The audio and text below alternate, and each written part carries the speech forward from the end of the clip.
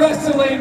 We are pro wrestling. This is the first part in a series I like to call Debunking AEW Haters. It's pretty self-explanatory. I'll take criticisms of AEW that I feel is just completely invalid and do my best to debunk them here in these videos.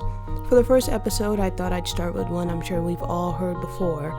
AEW signs too many WWE guys. Now, to attack this take, I'm going to look at it from a logical perspective and an analytical perspective. Let's just get the logical perspective out of the way first. There's no such thing as a WWE guy. The closest thing to it would probably be like Braun Strowman, who was completely trained, molded, and made famous through the WWE system. However, no one of that nature is in AEW right now. WWE, however, historically and currently, has a roster filled with guys from, well, somewhere else, whether it be TNA, Ring of Honor, WCW, ECW, etc. They'd never be criticized for signing too many TNA guys because it's largely a common and accepted practice in the wrestling business. Performers travel, make appearances, and often move on to situations that are best for their careers at the time. So why would it be any different with AEW? Now the analytics.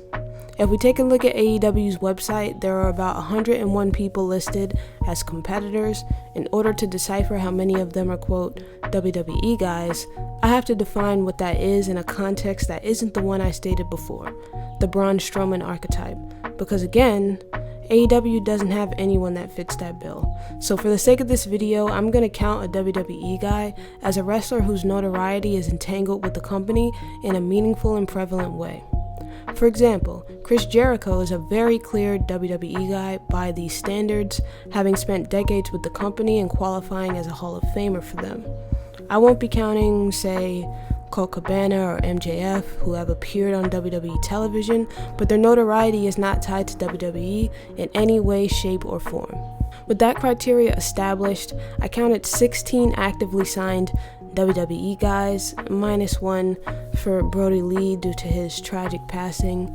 If we count him, then that shapes up to about 17% of their roster being WWE guys. Without counting him, it becomes 16 out of 100, totaling 16% even. That's not even a fourth of their roster, so numbers-wise, the criticism is already proving feeble. Let's take things further into an analytical direction. As of July 10th, WWE had released or allowed the contracts of around 98 wrestlers to expire since 2019. 14 of them ended up in AEW. That's almost a measly 14% even. When you take a look at those they acquired, they were talented pickups, with some of them ascending to championship level and producing quality angles like Miro. For one to say that AEW signs too many WWE guys, it implies that not only do they have a lot more on their roster than they actually do, but those they do have aren't adding any value. And this makes no sense for a lot of the reasons I stated. Like, who in their right mind would not sign Malachi Black? So when you analyze the argument, it just doesn't hold up. Sound off in the comments, let me know what you guys think, what takes I should cover next, and remember to like and subscribe for more.